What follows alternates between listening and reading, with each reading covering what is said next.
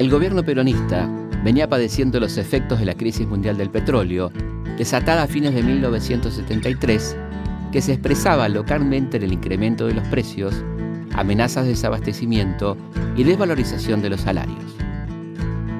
Ante esta grave situación, el presidente Perón decidió convocar el 12 de junio al pueblo a la plaza para reafirmar el pacto social y denunciar a los desestabilizadores.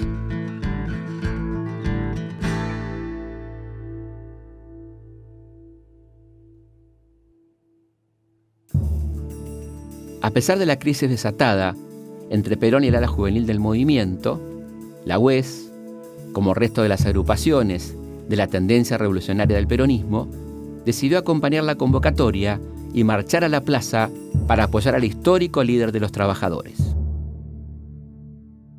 Yo llevo en mis oídos la más maravillosa música que para mí es la palabra del pueblo argentino. Pudimos volver a la plaza ese día a apoyar y a defender el gobierno popular. Pero ya los tiempos se nos terminaban. El sueño del traspasamiento generacional quedaba inconcluso.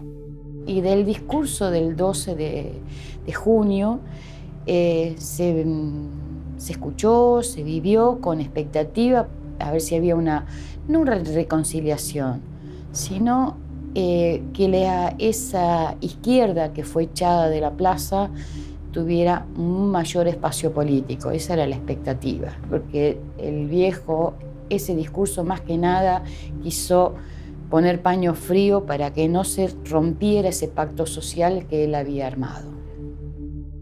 Mi sensación es que el 1 de mayo es como empieza esa sensación de perderlo a Perón, ¿no? De que esa pérdida política, ese dolor por no encontrarnos con el Perón por el que habíamos luchado tantos años, por el que habíamos esperado tantos años, por encontrarnos con un Perón distinto, sentir esa pérdida política de Perón, de lucha y vuelve, empieza el 1 de mayo. Y el 1 de julio es como el final de ese ciclo, ¿no? Con la pérdida física de Perón. Una gran desorientación, un gran desconcierto. Y lo que siempre recuerdo es que no teníamos miedo, pero tampoco teníamos dimensión de lo que pasó después. El 1 de julio de 1974 moría Juan Domingo Perón. Los colegios secundarios suspendieron las clases y los pibes de la UES, que casi no llegaron a conocerlo, pero que comprendían perfectamente lo que había significado su pensamiento y su acción en la historia de las luchas populares argentinas, se concentraron para marchar al velorio de aquel hombre que había manejado la política argentina a su antojo desde 1945. Con su masiva presencia, acompañaron aquel inmenso dolor popular. Me acuerdo que era la 1 de la tarde y recuerdo a mi papá que había venido a la fábrica y vemos la imagen de Isabel en el momento en que está comunicando la muerte de Perón. Nunca olvido a mi papá diciendo: viejo de mierda, te venís a morir justo ahora. La muerte del general Perón fue un golpe muy duro que, a pesar de todas las diferencias que nosotros habíamos tenido con él, sentíamos que en ese momento se perdía algo muy importante, muy trascendente para nosotros y para la historia del país. Y recuerdo que bueno, entré al primer baño que encontré cerca, allí lloré, y era una cosa tremenda. Era encontrarse con un compañero, abrazarse y llorar, y llorar, y llorar.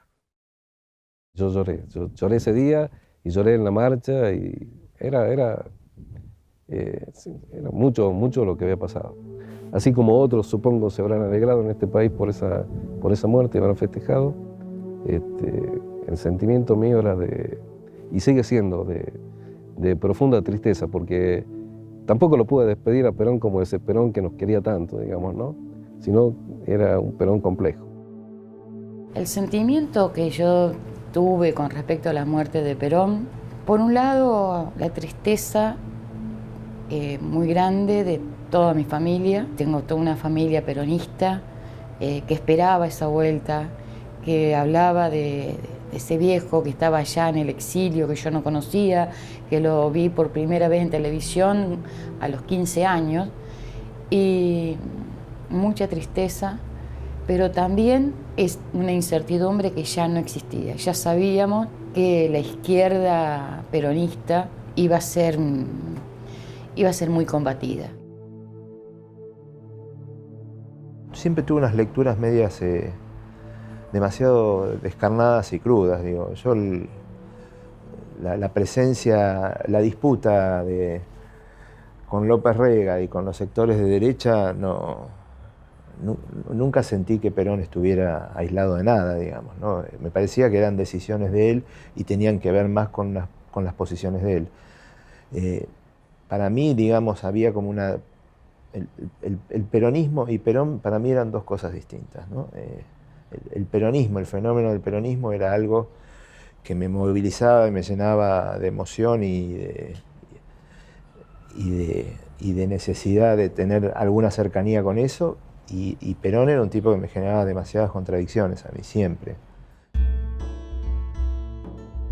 Tras la muerte de Perón, emergió nítidamente la poderosa figura de su secretario privado.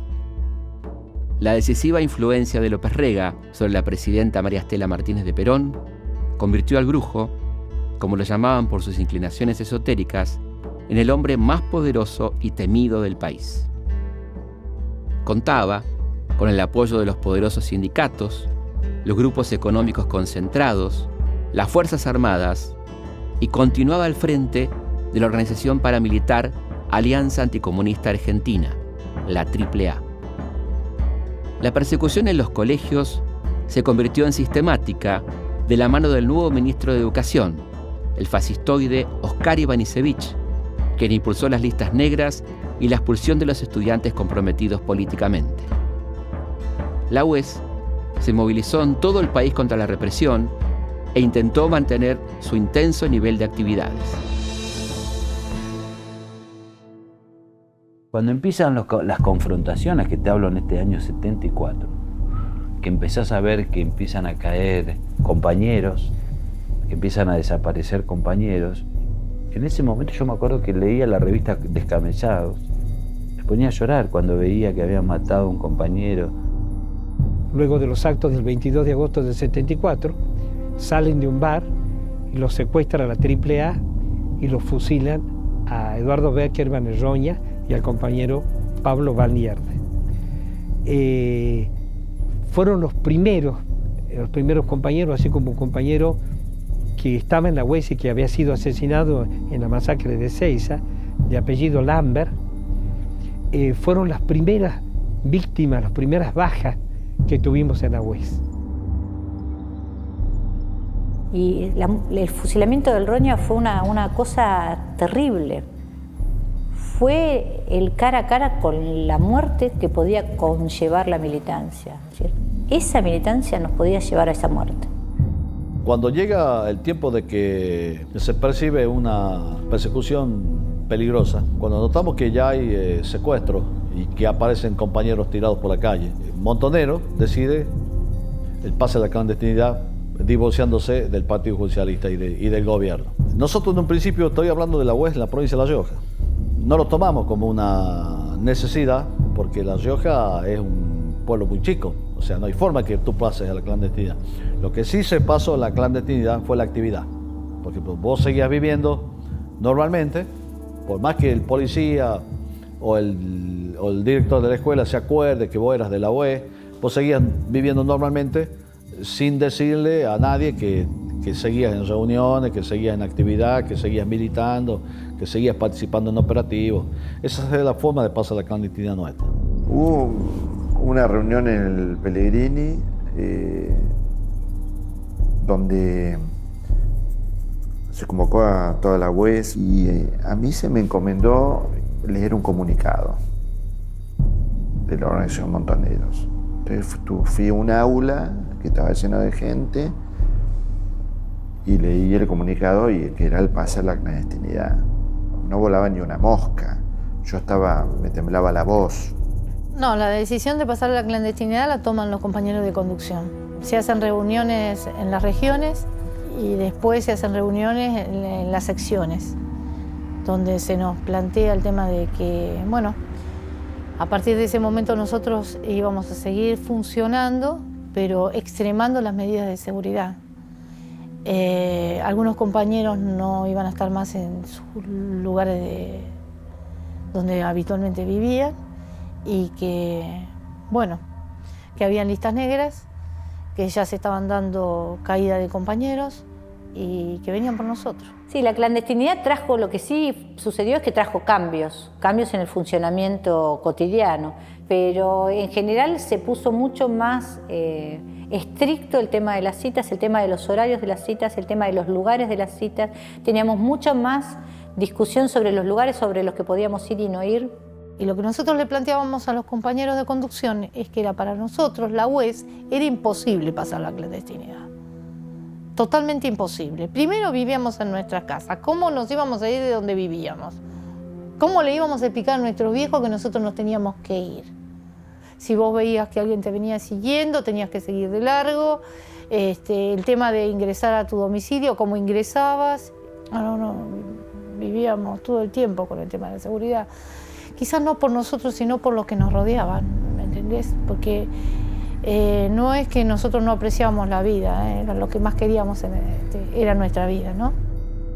Empezamos a cerrarnos cada vez más también, ¿no? Es decir, como que ya veníamos en ese proceso, salir de los ámbitos naturales, sumergirse en otros que no eran naturales, adoptar identidades que ya no eran naturales.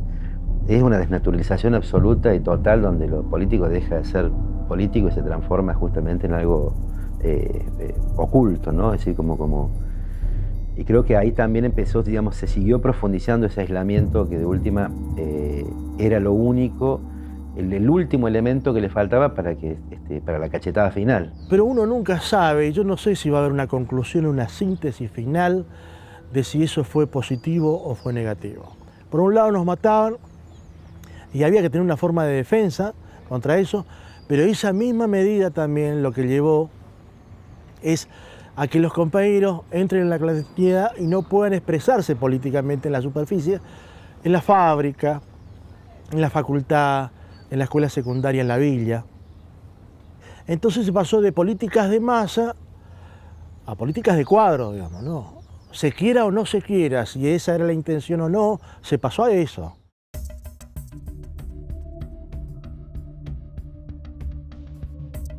El ministro de Educación, Oscar Ivanišević, aprovechó los meses de vacaciones de comienzos del 75 para prohibir por decreto la actividad política y gremial en los colegios. La detección en los montes tucumanos de un foco guerrillero rural instalado por el Ejército Revolucionario del Pueblo sirvió como excusa al gobierno para lanzar un operativo represivo comandado por el ejército. Las acciones militares excederán ampliamente la lucha contra la guerrilla y apuntarán particularmente contra la militancia gremial y social en las fábricas, en los ingenios azucareros, los barrios, las facultades y los colegios. ¿Qué están haciendo acá, soldado? Estamos acá operando contra el enemigo. ¿Quién es el enemigo, soldado? El enemigo subversivo que nos quiere quitar la Argentina.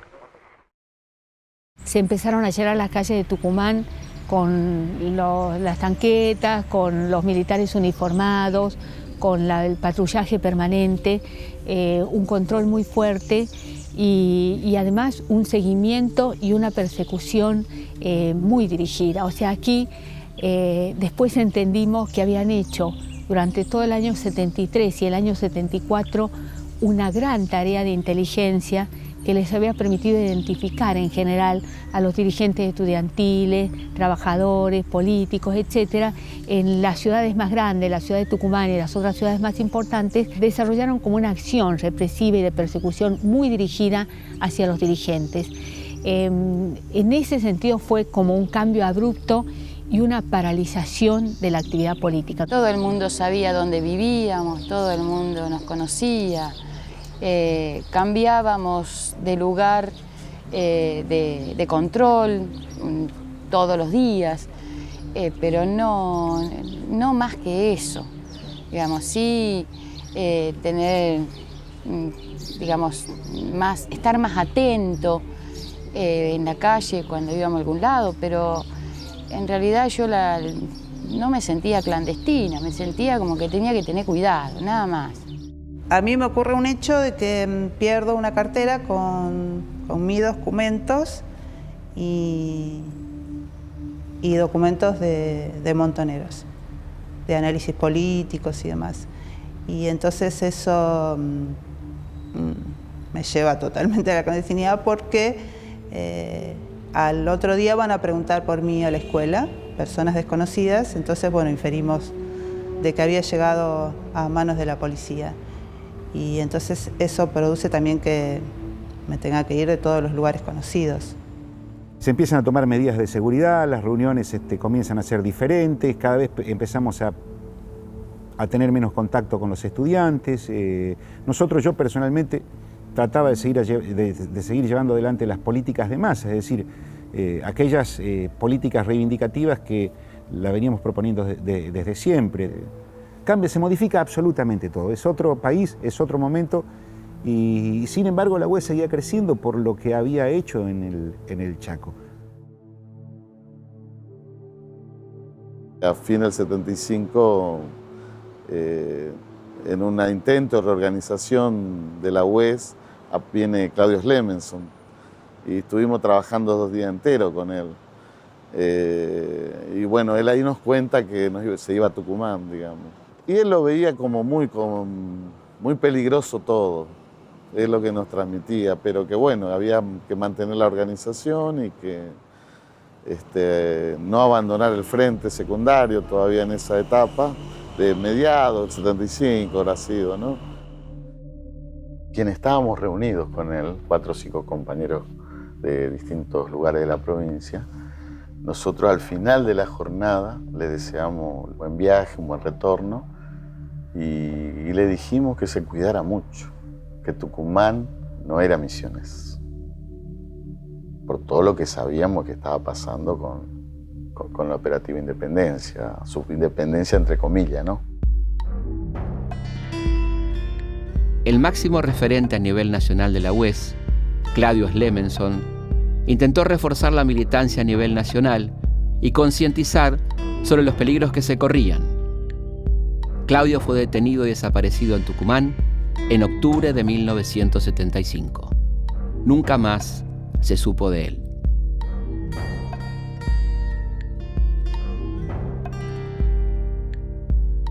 A pesar de la persecución sistemática, los atentados, los asesinatos y las desapariciones, hubo un crecimiento en la mayoría de las regionales de la UES de militantes que ingresaban a la agrupación sabiendo ya los códigos de la pseudo-clandestinidad y que podían perder eso que tanto amaban, la vida.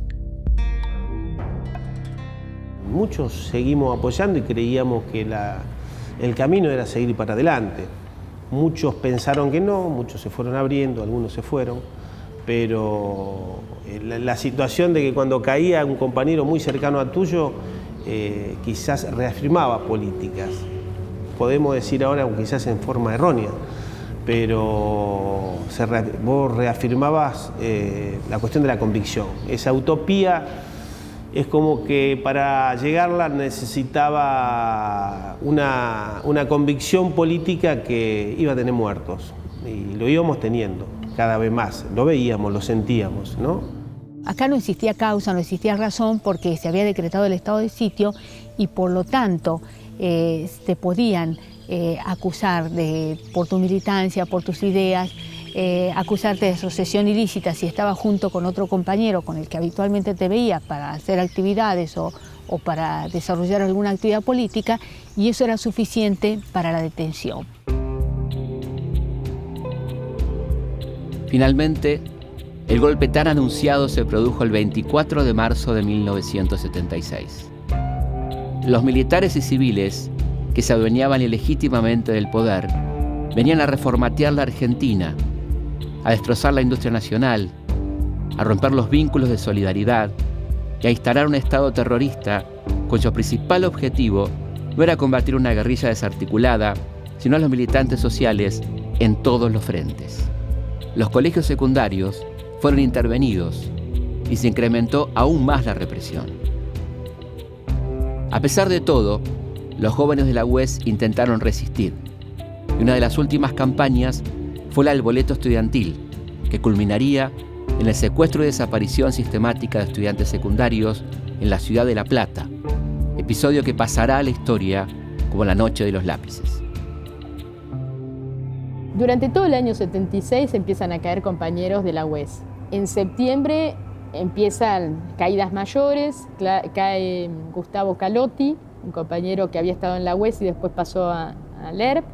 El 16 fue donde yo me entero que habían detenido a María Claudia y a Clara Ciocchini, y después, bueno, después de mi detención ahí me encuentro en el lugar de Arana con los chicos que hoy no están, ¿no? Horacio Húngaro, Racero y Panchito López Montaner y Claudio de Hacha.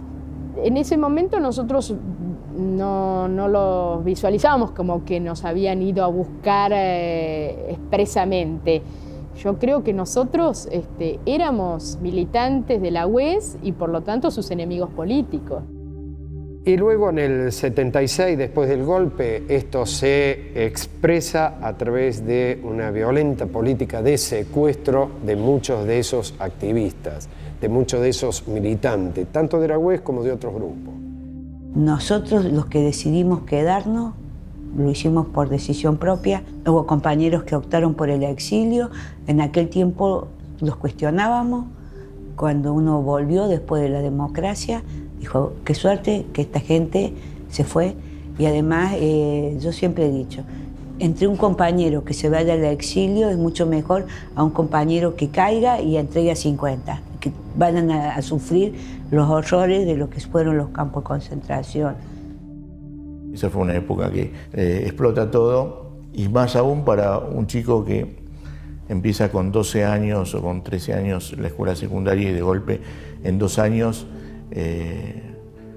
puede tener conciencia de que lo pueden matar. Yo te diría que la principal contradicción estuvo enmarcada, digamos, por esa etapa histórica, digamos, de confrontar con el líder de masas, que era Perón. Esa fue una contradicción muy fuerte. Casi diría que es como un error histórico que chicos tan chicos tengan tanto protagonismo, ¿no? Yo me indignaba esa posición en la que me ponían a mí, que el tener 17 años me convertía en una idiota, que no podía pensar por mí misma, que no tenía las convicciones que yo sentía que tenía. Eso fue algo muy fuerte, por lo menos para mí, porque era un mundo donde había pobreza, porque era un mundo donde había exclusión, y yo estaba en un lugar en el que podía transformar esa realidad, y conmigo mis compañeros. Yo quería la revolución. Entonces digo, y no tengo problema en decirlo porque hay que hacer los análisis históricos del contexto. Por supuesto que hoy pienso absolutamente distinta, producto de esta época también.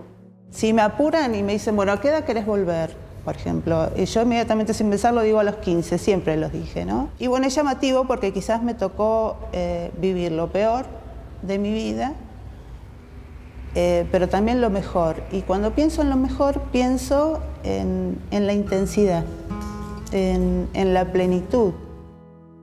Lamentablemente, ante la pérdida de algunos compañeros, eso hoy se siente, ¿no? En el recuerdo, y son heridas que han quedado abiertas y que sinceramente no creo que lo cicatricemos, ¿no? Porque nos acompaña para toda la vida, ¿no? Se puede decir que nosotros fuimos el justificativo para hacer desaparecer no a militantes, sino para hacer desaparecer la industria argentina, imponer un modelo económico.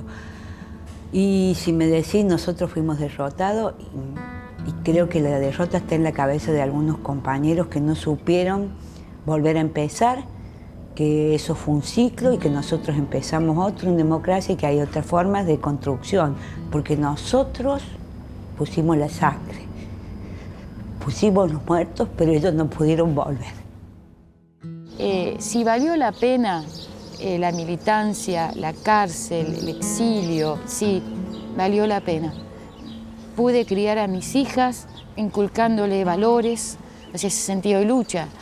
Me lo inculcaron a mí y yo trato de inculcárselo a ella. Si algo caracterizaba a esa generación es un gran componente de ideal, digamos, ¿no? De cambio, de modificar las situaciones estructurales de injusticia, y eso siempre tiene un componente romántico, que además creo que sin ese componente no hay ninguna posibilidad de cambiar, digamos, la realidad. Siempre tiene que haber una carga afectiva muy fuerte que vaya más allá de lo pragmático, ¿no? para modificar cosas. Que queríamos cambiar la historia y que poder cambiar la historia estaba a la vuelta de la esquina, porque creíamos sinceramente en esa maravillosa utopía de decir vamos a construir una patria nueva.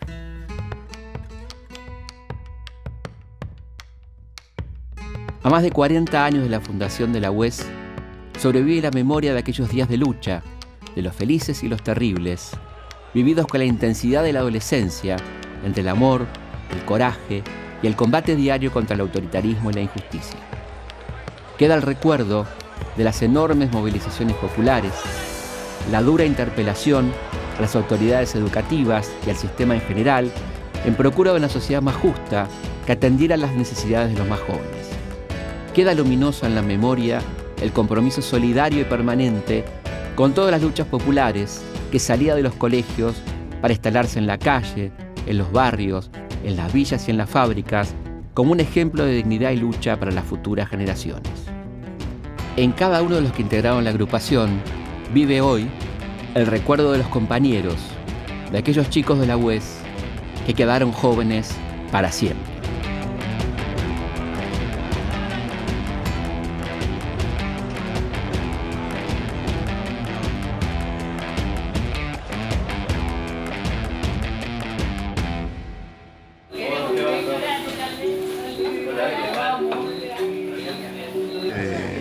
¿Estuviste en Capital? Estuve en Capital. Pero mi viejo cae en Cana en el 72, en Tortuguitas, y ellos militaban con mi cuñado en toda la villa de General Sarmiento. Claro, no nos saludamos, es verdad.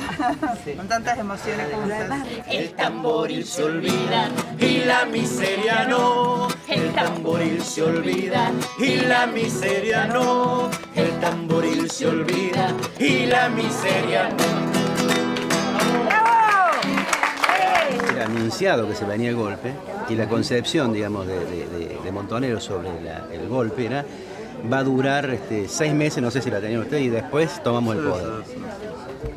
Sí, ¿cómo? Y nosotros le discutíamos. Era una locura. Pero eso es la parte del discurso para... Era una locura. No teníamos conciencia de lo que se venía, pero después en algún punto tuvimos ese toque de conciencia que nos sabíamos los riesgos. Pero lo que se espera de nosotros esperamos de nosotros mismos, no es que estamos integrados en los distintos ámbitos.